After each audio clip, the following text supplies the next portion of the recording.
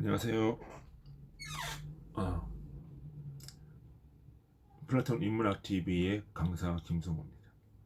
오늘 제목은 과도한 복지는 마약이다. 이런 제목으로 좀 나누고자 합니다. 저는 이제 복지를 반대하진 않아요. 왜냐하면 이 복지가 없으면 그러면 사회의 어떤 변동에 따라서 낙오될 수 있는 사회적 약자들이 살아갈 수 있는 틀이 없어져 버려요. 안전장치가 없어져 버려요. 그러나 이 과도한 복지는 오히려 인간을 게으르게 만들고 인간에 대한 통제를 강화하는 전제정부의 출현을 나타낼 수 있다. 그리고 거기에 의존하게 된다. 그런 측면에서 과도한 복지는 마약이다 라고 생각을 합니다. 특히 이제 선거철이 이제 지금 선거철인데 다가오면 복지를 남발을 해요. 포퓰리즘이죠. 뭐 지역 화폐 얘기도 나오기도 하고 뭐 정부가 뭘 해주겠다 막 이런 형태가 나온단 말이에요. 그럼 왜 그렇게 나오느냐?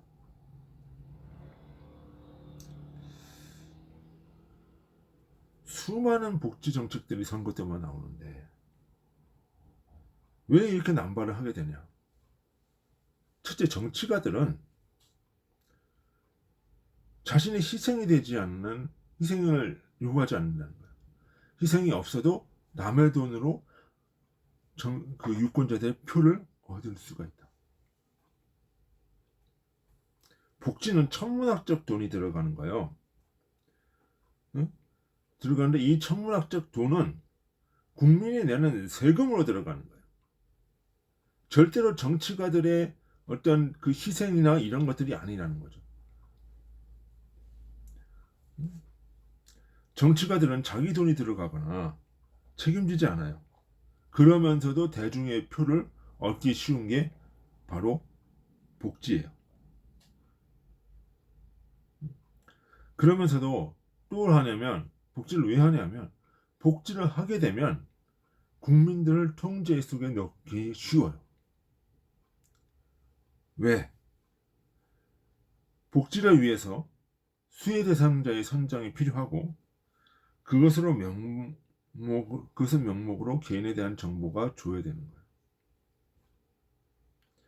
그러면서도 과세를 위한 개인정보를 또 요구하고 얻을 수 있는 권한이 정치가들, 행정가들한테 주어지는 거예요.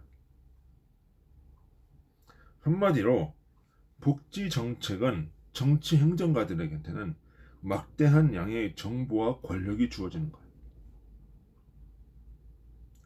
그러면서도 그 결과에 대해서는 아무런 책임을 지지 않는다는 거예요.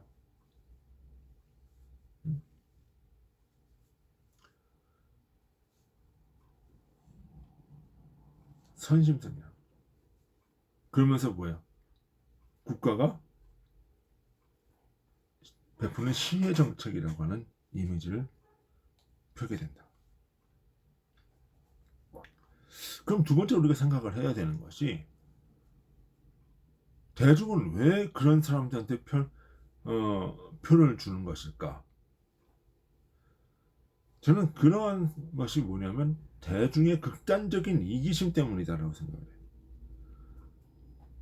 이것은 집단 이기심일 수도 있고 그냥 극단적 이기주의일 수도 있어요. 이들은 정부의 복지가 국민이 낸 세금이고 누군가의 땅의 결과라는 것을 알고 있죠. 그 문제는 그 개인이 자신이 되지 않는다는 거예요. 자신이 된다고는 생각을 안 한다는 거죠. 왜? 자신은 받을 것만 생각하는 거예요. 받는 것만 생각하는 거예요. 세금을 내는 사람은 누구냐? 부유층들과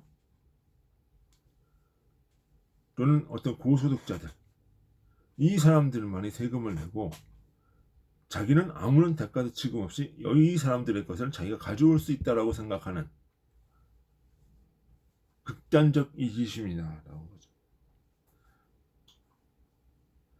그러면서 소유자가 되면서 그로 인해 흘려지는 그 누군가의 땀, 고소득자나 뭐 부자들이나 그 사람들의 땀의 결실을 본인은 받고 싶은 겁니다.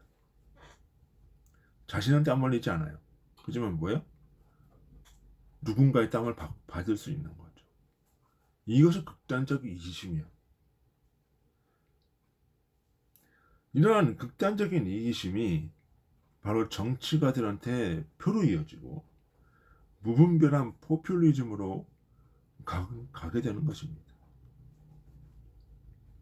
그리고 이러한 복지 정책에 익숙한 군중들은 급기야는 자신의 경제를 국가에 의존하게 만든다는 거죠.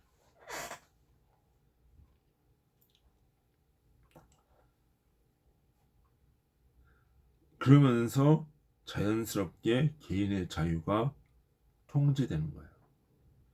언론, 사상, 종교의 자유가 통제되는 거예요. 개인 경제의 상당 부분이 국가에 의존해 있기 때문에, 그리고 이러한 게으름, 이런 부분들은 게으름과 나태함으로 이어진다는 거죠.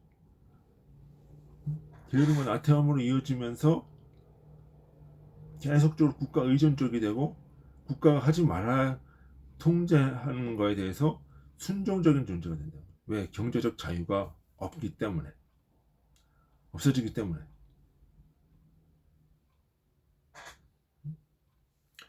이러한 것이 마치 마약에 중독되어지는 것과 같다는 거예요.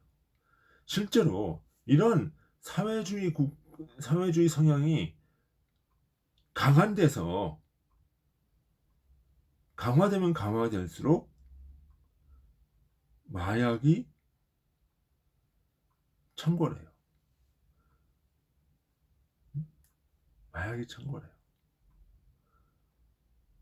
근로 유역이 생기고 있고 노동하는 데서는 마약이 잘 없어요. 근데 뭐예요? 복지가 과도하게 지출이 되면서 일하지 않는 상태에서 쾌락을 추구하게 되면 그것은 비윤리로 이어지고 이러한 윤리의식이 흐려진 상태에서 마약으로 자꾸 선행한다. 사람이 일을 하게 되면 일을 하느라 바쁘냐고 어떤 그 공허함이나 뭐 이런 것들을 잘 생각을 안 해요. 근데 일을 안 하고 혜택이 주어지게 되면 다른 생각을 자꾸 하게 되는 거예요. 그래서 마약이 어떨까? 더 좋은 쾌락이 없을까? 이 생각을 하게 되니까 어떻게 돼요? 마약이 그때 들어간 거예요. 마약이.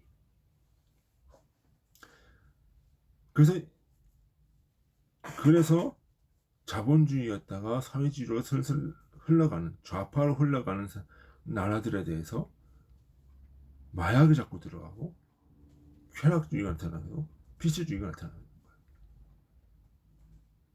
그래서 유럽의 자본주의가 항상 발전하고 도덕적 윤리의식이 있을 때는 마약이 힘을 못 써요. 근데 어떻게 해요? 사람이 게을러지고 과도한 복지 정책이나 이런 걸 통해서 사람이 게을러지고 나태해지고 윤리의식이 희미해질 때는 마약이 들어간단 말이에요. 마약이. 그래서 과도한 복지 정책, 마약은 항상 같이 가요. 같이 간다.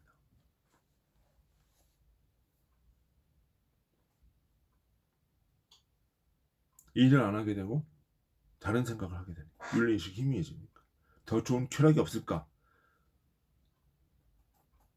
그러니까 중국의 펜타닐이나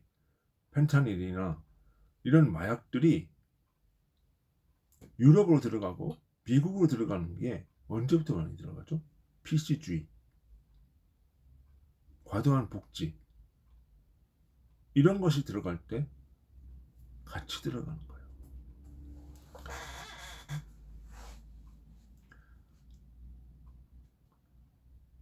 그래서 과도한 복지 이것은 윤리의식을 떨어뜨리고 마약을 양성할 수 있다. 마약과 같이 사람을 중독되게 만든다. 게으름에, 복지에 중독되게 만든다.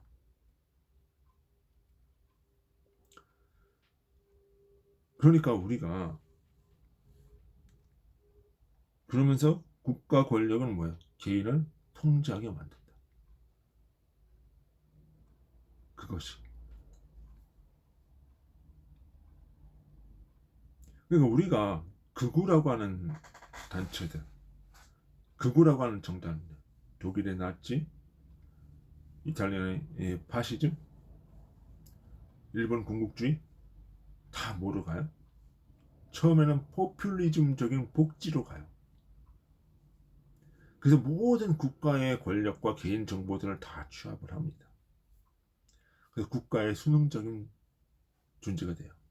그때의 우상이 시작되는 거예요. 우상화가. 그래서 뭐예요?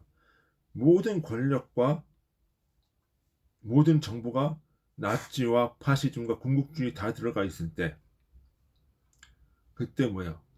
히틀러가 하늘에서 내려오는 거예요. 이 하늘에서 내려온다는 게 뭐 종교적인 어떤 그런 것이 아니라 거의 신적 존재로서 부각이 되는 거예요. 시혜를 베푸는 존재. 그리고 모든 권력을 가진 존재. 그러면서 뭐예요? 우상화 작업이 나치나 파시즘이나 군국주의, 천황 숭배나 이런 것들이 같이 어우러져요. 그래서 뭐예요? 어떤 우상화 작업이 시작이 되는 거예요. 그래서 나치나 이런 것들 보면 히틀러가 자꾸 뭐했어요? 비행기에서 내려와 가지고 국민들을 만나고, 그러니까 하늘에서 내려온 존재가 땅의 국민들을 만나는 그런 이미지를 계속 심어주는 거죠. 그래서 천황 숭배도 만들게 돼요. 응?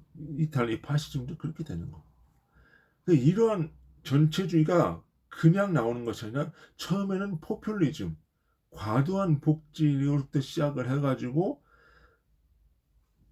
하나의 정권을 잡게 되고 권력을 통제하게 되고 개인을 통제하면서 이 통제된 개인은 어디로 가요? 우상화로 가게 된다. 이런 거다.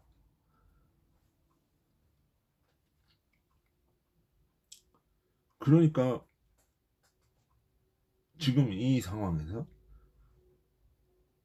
복지를 과도하게 시작되는 것은 개인 숭배, 전체주의로 가는 시작이 되는 거다. 우리는 그 생각을 가지고 있어야 된다. 늘 경계해야 되고. 그래서 과도한 복지는 사회적 약자를 돕는 데서 그쳐야 된다. 그러나 그것이 과하게 돼서 보편적 복지라는 이름으로 포장돼서 나오고 그것을 과하게 집행될 때는 중독이 될 수 있다. 그것은 개인의 윤리의식, 자아의식을 약화시킨다. 그래서 과도한 복지는 하지 말아야 됩니다. 선거 때라고 아무데나 복지 정책을 포퓰리즘으로 뿌리지 말아야 된다. 그런 사람한테 표를 주지 말아야 된다. 그것이 저의 생각입니다. 그것이 복지가 가져다주는 문제인 것입니다. 이 복지는 잘만 쓰면 정말 이웃사랑이 될 수 있지만 잘못 쓰고 과도하게 되면 윤리의식을 망가게 드리고 마약과 같이 중독으로 국민들을 이끌게 되는 악순환이 계속되는 것입니다. 예, 오늘 여기까지. 여기까지 하겠습니다.